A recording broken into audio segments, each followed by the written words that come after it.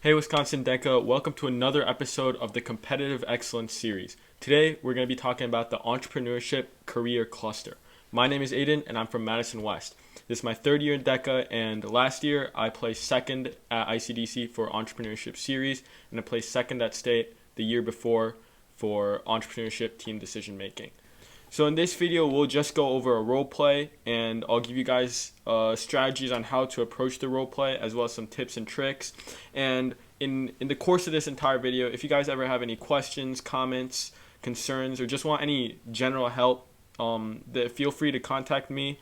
I'll put my Instagram right there. So yeah, feel free to contact me. Okay, now that we got that out of the way, let's get right into the role play. I'm going to put it up on the screen. You guys can pause the video, read through it first, and then unpause it and watch the rest of the video. Okay, now that you've read the scenario, I'll go over my thought process and some of the key things that I would note. First off, I would definitely note the name of our business, right? And what type of products or service that we're providing. In our case, we're Education Plus, and we sell supplies, arts, craft supplies, and decor. The second thing I would also note is what the primary idea of this role play is about. And in this case, the primary idea of the role play is all about online customer reviews. And you can tell what the primary idea of the role play is by looking at the performance indicators, right? They're all based around the idea of online customer reviews. And the role play also directly tells you that the judge wants you to determine a way to get both online and in-person customers to leave online reviews of products and the store. So the last small thing I would do is take a quick note, right, of these statistics from the role play and jot them down maybe in the corner of my notes so I can mention them or drop them into my presentation. All right. Now that we've covered the scenario and we've got a good idea of what we need to do and what the case study is really about, we can use the performance indicators to help guide our role play and facilitate the direction that it should take. So I'm going to give a quick brief explanation about what performance indicators are and why they're important. So essentially, performance indicators are essentially topic points for your presentation / role play, right? They're listed in every single role play, right? Individual events have 5 and team events have 7, right? And these role plays make up a huge portion of your role play score. So it's really essential to hit and talk about each one. All right, let's go over the first performance indicator. So the first performance indicator is build product, service, brand.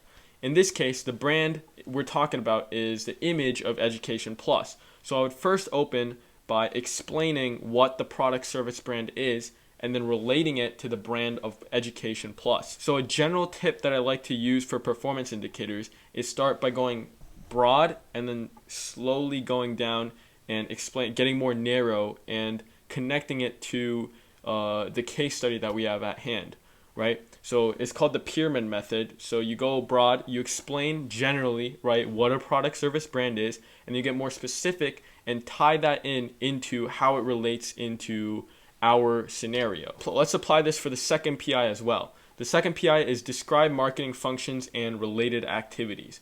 So I would first start by explaining, what a marketing function is and what its purpose is, how it benefits, right? I would list some examples of marketing functions to the judge. I would briefly talk about maybe the promotional aspect of marketing, right? The pricing function of marketing, right? But the main part that the judges want to hear, right? And this is getting more specific. So in this case, it would be about, the product service management function. And that really ties into getting the customer reviews, which is essentially what the entire role play is about, right? So we start off broad, right, by essentially explaining what a marketing function is, how it's beneficial, right, and what its related activities are. And then we're getting more narrower and we're getting more specific and we're relating it, tying it into, our business and how we can apply it with customer reviews. So now that I've covered the first two performance indicators, I want you guys to look through the other 3 PIs and kind of think and visualize in your head what you guys would kind of say, right? And try to keep in mind the pyramid method, right? Starting broad, explaining generally what it is, and getting more specific and tying it into your case. So another thing you can do with these PIs is use visual aids or just visuals, right? To help demonstrate, a point or make a point to the judge. So they're not necessary.